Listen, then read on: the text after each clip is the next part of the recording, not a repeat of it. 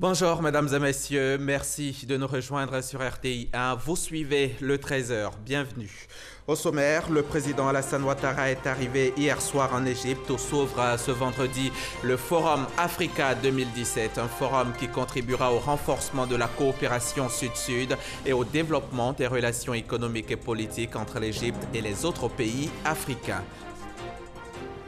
Le vice-président, lui, a lancé hier, ici à Abidjan, les travaux de construction du second complexe immobilier de la CRAE UMOA, d'un coût global d'environ 15 milliards de francs CFA. Un programme immobilier qui sera bâti sur une superficie de 1,6 hectare. Au Libéria, la Cour suprême rejette la demande d'annulation du premier tour de l'élection présidentielle du 10 octobre. Il y aura donc un second tour dont la date n'est pas encore fixée. Second tour qui opposera l'ex-star de football Georges Weah au vice-président sortant Joseph Boakai.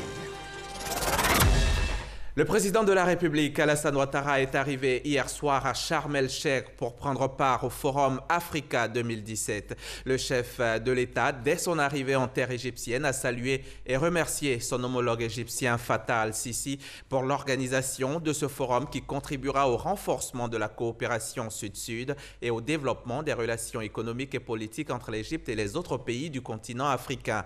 La cérémonie d'ouverture du Forum Africa 2017 se tient ce vendredi même au centre de conférence de Sharm el-Sheikh. Jérôme Kofi Abola, notre envoyé spécial en Égypte. Le président de la République Alassane Ouattara à Sharm el-Sheikh. Il y est arrivé ce jeudi comme prévu aux environs de 18h30 heure locale, soit 16h30 GMT. Le président Ouattara, à l'instar de plusieurs autres chefs d'État et de gouvernement, vient prendre part dans cette cité balnéaire de l'Égypte au Forum Africa 2017. Pour le chef de l'État ivoirien, la présence de la Côte d'Ivoire à cette rencontre est à la hauteur de son positionnement confortable sur la scène internationale.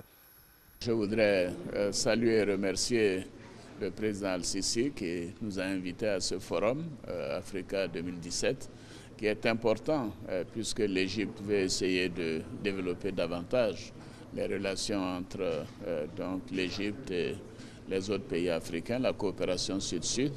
Et tout le monde connaît la prospérité et la croissance économique qui se développe maintenant en Côte d'Ivoire. Et par conséquent, c'est un pays important où les investisseurs sont appelés à s'investir, à venir. Et moi, je suis très heureux d'être là, de leur dire que la Côte d'Ivoire va bien, qu'il y a des opportunités d'investissement et que les Ivoiriens également peuvent venir en Égypte pour chercher donc des marchés. C'est un forum qui nous permettra de voir non seulement les autorités sur les questions économiques et politiques, mais également de rencontrer d'autres chefs d'État qui seront là et qui ont participé au sommet Union africaine-Union européenne qui a été un énorme succès. Et par conséquent, nous aurons l'occasion d'échanger sur la suite à donner à ce grand sommet que nous avons eu l'honneur d'abriter. Africa 2017, la deuxième rencontre du genre se fixe pour objectif de se donner des moyens en vue de la promotion des activités commerciales ainsi que des investissements aussi bien en Afrique que dans le monde. Le rendez-vous de Sharm el-Sheikh constitue pour le président égyptien Abdel Fattah al-Sisi une occasion de présenter à ses hôtes, pendant les 3 jours que vont durer les travaux, des projets d'envergure, notamment la construction de la nouvelle capitale à quelques 45 km du Caire. Ici en Côte d'Ivoire, les travaux de construction du second complexe immobilier de la CRAE UMOA ont été officiellement lancés hier jeudi en présence du vice-président Daniel Kablan-Duncan et du ministre de la Construction, du Logement, de l'Assainissement et de l'Urbanisme, Claude Isaac-Dé. D'un coût global d'environ 15 milliards de francs CFA, ce programme immobilier qui sera bâti sur une superficie de 1,6 hectare à la riviera Bonouma dans la commune de Cocody, à Ouattouré. Le nouveau complexe immobilier de la caisse de retraite par répartition avec épargne de l'UEMOA, CRAE UEMOA, sera bâti sur un site de 1,6 hectare qui surplombe la voie express Abidjan-Bingerville. Un joyau architectural d'un coût de 15 milliards de francs CFA appelé à redynamiser le quartier Bonoumé et constituer un repère en termes de pôle de croissance.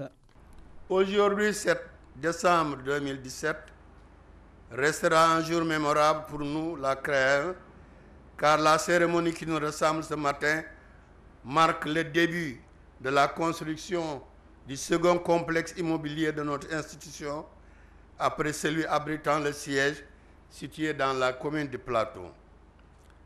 En initiant ce projet, la CRAE UMOA contribue modestement à sa manière à la réussite des actions de développement du gouvernement ivoirien. Ce jeudi 7 décembre est aussi un jour particulier pour la Côte d'Ivoire tout entière, car c'est la date anniversaire du décès du père de la nation ivoirienne, Félix Houphouët-Boigny. Le 7 décembre, c'est le 24e anniversaire du décès du président Félix Houphouët-Boigny, le bâtisseur de la Côte d'Ivoire moderne. Avec votre autorisation, je voudrais vous prier de bien vouloir vous lever en sa mémoire. Merci beaucoup. Excellences, Mesdames et Messieurs, la Côte d'Ivoire est particulièrement honorée du choix porté sur Abidjan pour la réalisation de cet autre important investissement, après bien sûr celui du siège de la CRAE UMOA. Il s'agit là d'un jalon supplémentaire dans la consolidation des relations de notre pays avec les institutions sous-régionales et internationales, telles que bien sûr la CRAE UMOA, sous la haute égide donc de son Excellence M. Alassane Ouattara. Ce projet immobilier s'inscrit parfaitement dans l'une des priorités du président de la République, à savoir le développement de grands travaux BTP et d'infrastructures pour la promotion du bien-être social de l'ensemble de la population. Le programme immobilier de la CRAE UMOA va comprendre un bâtiment administratif avec un centre de conférence de 300 places, 2 agences bancaires, 2 immeubles de 6 niveaux à usage d'habitation, de court et long séjour, un restaurant et un gymnasme. Les travaux sont prévus pour s'achever dans 30 mois. C'était donc une journée bien chargée pour le vice-président. Juste après cette cérémonie de pose de première pierre, Daniel Kablan-Duncan a accordé une audience aux fondateurs des 2 startups ivoiriennes, lauréates de la 2e édition du prix Challenge Digital Africa 2017, initié entre autres par l'AFD, l'Agence française de développement. Ces startups ivoiriennes font partie du top 10 des 770 startups africaines et françaises en compétition. Ils sont les fondateurs de 2 startups ivoiriennes qui font partie des 10 sélectionnés parmi 770 startups africaines et françaises en compétition pour le prix Challenge Digital Africa, initié par l'Agence française de développement, BP France et French Tech. Tous 2 jeunes et talentueux, Diakité Mohamed est le fondateur de la startup Ethicphone et Baro Lamine, fondateur de Etudesk. Ils étaient accompagnés par le ministre de l'économie numérique au cabinet du vice-président de la République. Pour nous, c'est un grand honneur et pour nous, il était important que ces jeunes gens qui ont été récompensés soient connus de la nation parce qu'il s'agit de créer l'émulation, de faire en sorte que ceux-là soient des modèles pour d'autres. Il s'agit de montrer ce qu'ils ont réussi à faire. Donc c'est dans ce cadre que nous sommes venus rencontrer le vice-président, lui présenter ses lauréats et puis lui présenter également les projets qui ont été primés. Au sortir de cette audience, ils ont dit leur satisfaction d'avoir présenté leurs réalisations et d'avoir exposé sur leurs différents projets.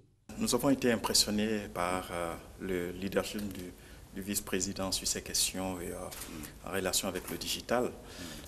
Nous avons présenté nos entreprises, notamment Ethicphone, qui est une fintech de paiement et de transfert d'argent international. Nous avons informé le vice-président qu'on allait se déployer bientôt en Côte d'Ivoire et que nous allons apporter des solutions aux besoins donc, des populations, aux besoins des commerçants. Le mien, c'est Etudesk, qui est une plateforme de e-learning qui propose des modules de formation orientée entreprise pour permettre aux étudiants et chercheurs d'emploi d'améliorer leurs compétences professionnelles. Monsieur le vice-président nous a félicité pour ça et c'est une étape qu'on vient de franchir. Nous allons continuer encore de développer notre entreprise et impacter le développement du capital humain en Côte d'Ivoire. Notons que la technique mise au point par Ethicphone de Diakité Mohamed bénéficie déjà d'une reconnaissance par la station F en France, qui est le plus grand campus numérique au monde. Les 2 start-up ivoiriennes lauréates de la 2e édition du prix Challenge Digital Africa ont reçu leur récompense lors d'une cérémonie officielle qui s'est déroulée en marge du sommet Union africaine-Union européenne qui s'est tenu les 29 et 30 novembre ici à Abidjan. Reportage signé Viviane Haïma. 7 décembre 1993, 7 décembre 2017, voilà 24 ans que le président Félix Houphouët-Boigny s'en est allé. La rédaction de RTI Bouaké a décidé hier de lui rendre hommage en révisitant les œuvres du père de la Côte d'Ivoire moderne, des œuvres et des actions socles du développement de la Côte d'Ivoire, un héritage à préserver pour les générations à venir. 1905-1993, cela fait 24 ans que Félix Houphouët-Boigny, le bâtisseur de la Côte d'Ivoire moderne, a tiré sa révérence. Revisitons ensemble quelques grandes œuvres laissées à la postérité par le père de la nation ivoirienne. La fondation qui porte son illustre nom pour parfaire les relations entre le commun des mortels. Les missions et objectifs dévolus au service de la paix. L'éducation et la formation, priorité des priorités. L'Institut Polytechnique est pour la formation de l'élite de chaque génération. Aujourd'hui comme hier, cette vision suit son cours.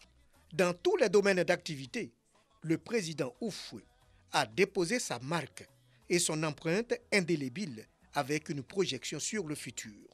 Le tout couronné par l'édification de la plus grande des basiliques, élevée entre la terre et le ciel d'Afrique comme trait d'union entre Dieu et les hommes. La Côte d'Ivoire, c'était son enfant. Et donc c'est cette image du président Houphouët qui m'est restée, celle d'une personne, d'un homme qui aimait son pays, qui travaillait pour sa nation et qui avait une vision pour son pays. Et une de ces visions qui s'est concrétisée, c'est justement cette basilique. Félix Houphouët-Boigny a joué sa partition sur la scène nationale et internationale et s'en est allé. Les œuvres, ses actions et son esprit constituent le socle de l'essor de la Côte d'Ivoire, un héritage à préserver, à entretenir et à fructifier. Le CNP, Conseil national de la presse, porte à la connaissance de l'ensemble des entreprises de presse que conformément au décret numéro 2016-24 du 27 janvier 2016 portant code de l'éthique et de la déontologie des praticiens de la médecine et de la pharmacopée traditionnelle. Les praticiens de la médecine traditionnelle sont, dans l'exercice de leur art, interdits de tout acte publicitaire ainsi que de l'usage du titre de docteur et de professeur ou de tout autre titre de la médecine conventionnelle. Toute publication qui interviendra au mépris de ce qui précède subira la rigueur de la loi. Cette interdiction s'étend aussi aux médicaments traditionnels, sauf autorisation expresse du ministre en charge de la Santé. Le CNP attache du prix au respect de cette prescription et invite les organes de presse à se l'approprier. À défaut, il en tirera toutes les conséquences de droit. Fait à Abidjan le 30 novembre dernier pour le CNP, le président Raphaël Lacoué. Faisons à présent un tour au Parlement où les députés ont reçu hier le ministre de l'Agriculture et du Développement rural. Les parlementaires voulaient tout savoir sur ce qui se passe dans la filière café-cacao, notamment la fuite du cacao ivoirien vers les pays limitrophes et l'utilité du Conseil café-cacao. Mamadou Sangafoa Koulibaly leur a apporté des éclaircies. Le compte-rendu de Michel Digré. Question orale avec débat sur la filière café-cacao. L'initiative est du groupe parlementaire Vox Populi et c'est le député Martin Bolo qui plante le décor de l'exercice. Le groupe parlementaire Vox Populi voudrait évoquer avec vous, monsieur le ministre, outre le problème de la rémunération des agriculteurs, ceux relatifs, 1. à la quantité non négligeable de notre production de cacao qui prend la direction de certains pays limitrophes, 2. au Conseil café-cacao. 2 heures pour convaincre le ministre de l'Agriculture se prononce sur les interrogations des députés. On leur a expliqué que la fuite du cacao vers les pays limitrophes est un phénomène qui est connu dans un sens comme dans l'autre. Et que si on fait le point, très souvent, il y a eu plusieurs années où le cacao du Ghana est plutôt venu vers la Côte d'Ivoire. Mais fort heureusement, nous avons maintenant une convergence, non seulement de vue entre les deux pays grâce aux deux chefs d'État, mais aussi nous avons décidé d'aborder de commun accord le marché international pour mieux peser sur le prix international, ce qui va permettre d'éliminer cette disparité de prix entre les deux pays. S'agissant de l'importance du Conseil café-cacao dans la filière, le ministre Sangafoua rassure. Ils ont bien noté que c'est grâce au Conseil du café-cacao que nous avons enregistré les bons résultats des 4 dernières années et que c'est grâce justement à cette réforme qu'il y a un prix stable désormais qui est servi aux producteurs. Les députés sont également satisfaits des éclairages apportés sur d'autres sujets liés à la filière. Quand il a abordé la question des fonds de réserve, qui, selon la rumeur, cet argent n'avait pas été utilisé sciemment. Tout à l'heure, vous avez vu qu'il a expliqué que c'est un fonds qui a été réactivé, mais qui ne pouvait pas vraiment suffire à tous les niveaux. Secondo, il y a une question où on parle de la surproduction, puisqu'on nous dit que la crise actuelle est due à un problème de surproduction. Et le ministre a été très clair, il a dit que c'est vrai qu'il y a la surproduction, il y a la production, mais il faut peut-être chercher des solutions ailleurs. Plutôt que de peut-être d'arrêter la production, il faut plutôt faire la promotion de la consommation dans les pays émergents et cela va pouvoir donc impacter la demande. Et comme nous sommes sur un marché fondamental lié par l'offre et la demande, si la demande augmente, c'est clair que les prix vont augmenter et les producteurs vont pouvoir donc jouir du fruit de leur labeur. Au Centre national de recherche agronomique, il se tient depuis lundi une formation à l'initiative du Centre national de spécialisation sur la banane plantain. Il s'agit d'un renforcement de capacité des chercheurs et des producteurs de la filière banane plantain de la sous-région sur la production intensive de cette spéculation. Ils seront formés pendant 10 jours sur plusieurs modules, notamment l'itinéraire technique de production de la banane plantain. Jean-Louis Gbangbo y a assisté pour RTI. Ils sont 26 chercheurs et producteurs issus de 6 pays de la sous-région à recevoir cette formation dans le cadre du programme de productivité agricole en Afrique de l'Ouest, PPAO. Et le choix de la banane plantain comme sujet de formation n'est pas fortuit. Aujourd'hui, la banane plantain fait l'objet d'exportation dans les autres pays. Donc, nous, en tant que centre de spécialisation, nous avons le devoir d'augmenter la production. Cette formation est l'occasion de mettre en exergue les nouvelles variétés de bananes plus productives développées par les chercheurs du CNRA, le Centre national de recherche agronomique.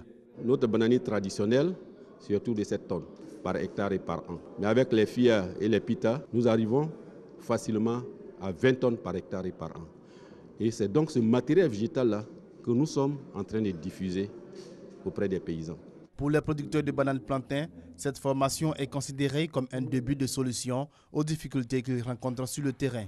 Le problème aujourd'hui en Côte d'Ivoire, c'est qu'il manque la banane à un moment donné. Donc nous voulons, au cours de cette formation, apprendre comment mettre en place une culture continue de bananes et afin de contribuer à la sécurité alimentaire de la Côte d'Ivoire. Troisième culture vivrière de la Côte d'Ivoire avec une production annuelle de plus de 1 500 000 tonnes. La banane plantain souffre du caractère saisonnier de sa production. Cette formation vise donc à contribuer à l'amélioration des rendements et à l'accroissement de l'offre sur les marchés. Et puis, cette rencontre hier entre acteurs de l'industrie ivoirienne de la noix de cajou et les institutions financières. C'était au cours d'un forum de 2 jours sur l'accès au financement dans la transformation du cajou. Ce forum, organisé par le groupement des industriels du cajou de Côte d'Ivoire en collaboration avec l'Alliance africaine pour le cajou, veut contribuer à une meilleure connaissance du secteur de la transformation de la noix de cajou par les établissements bancaires. Le compte-rendu de Cheikh Koné Aboubakar. Avec une production annuelle d'environ 700 000 tonnes, la transformation de la noix de cajou pourrait permettre à la Côte d'Ivoire de créer au moins 200 000 emplois avec un revenu minimum de 1 440 milliards de francs CFA par an. Cependant, nous n'en sommes pas encore là, car le pays ne transforme à ce jour que 10% de sa production annuelle. En cause, la question de l'accès au financement. Nous essayons, à travers toutes les initiatives du gouvernement, d'accompagner le ministère de l'Industrie et le Conseil coton en ACAD en vue d'atteindre cet objectif-là, qui est de 50% de taux de transformation en 2020. Et le nerf de la guerre étant le financement, nous avons pensé qu'il était bon de réunir sur une même place les banquiers et les transformateurs en vue d'avoir tous une meilleure compréhension du secteur d'activité. La tenue de ce forum sur l'accès au financement pour la transformation de l'anacarde va permettre aux institutions financières d'avoir une meilleure compréhension du secteur de la transformation afin de proposer des produits financiers plus adaptés. Le thème de cette rencontre est assez évocateur. Il parle de difficultés d'accès au financement. À quel niveau ont-ils des difficultés? Et nous saurons, en fonction de cela, adresser justement ces difficultés en leur exposant également les nôtres. Pendant 2 jours, les participants du forum vont réfléchir sur plusieurs mécanismes innovants de financement, en particulier la prise en compte du facteur risque dans le secteur de la transformation. Bruno Nabagné-Koné, le ministre de la Communication, de l'Économie numérique et de la Poste, a procédé hier à l'ouverture du Forum postal africain 2017. Thème de cette 8e édition, la banque postale, une stratégie en marche. L'objectif du forum est de développer les politiques innovantes afin de faciliter l'accès des populations aux services financiers de base. Pour la première fois, le Forum postal africain est ouvert aux pays anglophones. C'est ce que nous dit notre reporter Lancine Bakayoko. Dans la plupart des pays africains, la relation bancaire peut se jouer désormais dans les bureaux de poste. La banque postale, c'est la réponse trouvée pour faire face à la forte concurrence du numérique. Les résultats sont très probants. Ce courrier hybride n'aura plus rien d'hybride dans quelques années parce qu'il deviendra numérique de bout en bout. Les projections montrent que la banque postale, bien administrée, peut être un levier important en vue d'accroître le niveau de bancarisation. Les postes africaines peuvent jouer un rôle dans cette ambition d'inclusion financière. Car dans de nombreux pays, le réseau postal reste de loin le plus impactant par sa capillarité, je l'indiquais tout à l'heure, par sa proximité avec les populations de toutes les conditions, qui a fini par créer une relation de confiance entre ces populations. Aujourd'hui, à 10%, le taux d'ouverture de comptes bancaires pourrait ainsi être multiplié par 5 dans les prochaines années. La banque postale constitue une réelle alternative au service de l'inclusion financière de nos populations et au service du développement économique et social de nos pays. Néanmoins, une meilleure implication des pouvoirs publics est plus que nécessaire pour garantir le retour en force de la Poste et assurer sa viabilité. Le développement des services postaux financiers s'impose aujourd'hui comme une source incontournable pour la création des valeurs des postes africaines. Selon le ministre Bruno Nabagné-Koné, la Côte d'Ivoire est déjà prête pour recevoir le 27e congrès de l'Union postale universelle UPU, prévu en 2020.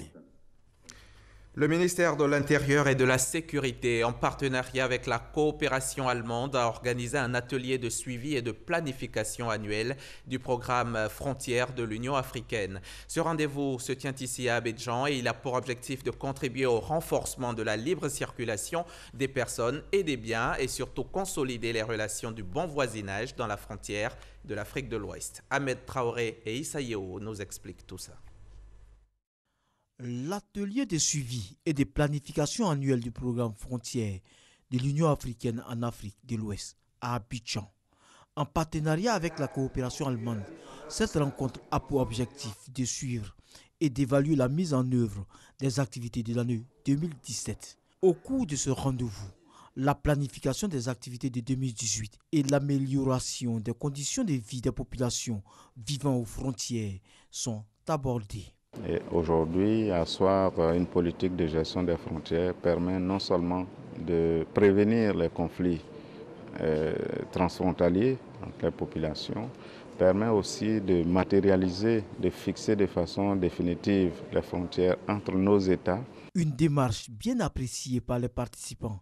Ça montre que le plus grand pays que nous, comme le disons, de l'Afrique de l'Ouest, notre locomotive, rentre dans la danse pour nous permettre d'aller de l'avant. Et vous avez vu tout le temps que le ministre a passé avec nous ici, c'est exceptionnel. On ne peut que saluer cette initiative qui nous rapproche encore plus pour vraiment discuter, planifier nos activités futures pour le bonheur de nos populations vivant de part et d'autre de nos frontières respectives. Cet atelier sera également le lieu de renforcer la stratégie de collaboration et de synergie entre la CEDEAO, Communauté économique des États de l'Afrique de l'Ouest, et ses États membres. Son but sera également d'évoluer vers une stratégie régionale opérationnelle de gestion des frontières. La présidente de l'atelier sera co-assurée par la CEDEAO et le ministre ivoirien de l'Intérieur et de la Sécurité. La Confédération des organisations de consommateurs de Côte d'Ivoire a un nouveau président. Il a été élu récemment et sa vision, c'est d'œuvrer pour l'unité des différentes organisations de consommation et faire entendre la voix des consommateurs. Patricia Omoitia. Une nouvelle page s'ouvre pour le mouvement du consommateur en Côte d'Ivoire. 23 ans après la création de la première association de consommateurs, 15 ans après la mise en place de la première fédération de consommateurs, la première confédération des organisations de consommateurs vient de voir le jour. Les membres de la Confédération des organisations des consommateurs de Côte d'Ivoire ont porté leur choix sur la personne de Jean-Baptiste Kofi pour présider aux commandes de la Confédération. C'est une nouvelle ère qui s'ouvre au développement du mouvement consommateur ivoirien. Il faut donc une vision nouvelle pour permettre à chaque consommateur d'accéder à des biens et services sûrs et durables à moindre coût. Nous avons un grand projet qui tient à cœur à toutes les organisations de consommateurs, c'est la maison du consommateur. C'est une maison qui va nous aider à mobiliser des ressources pour permettre à nos organisations donc, de mieux défendre les intérêts des consommateurs et de protéger leurs droits quand ces droits-là seront malmenés et également renforcer les capacités de nos membres. Il est important que les leaders de l'association de consommateurs soient bien formés, bien sensibilisés pour qu'ils passent des messages vrais aux consommateurs.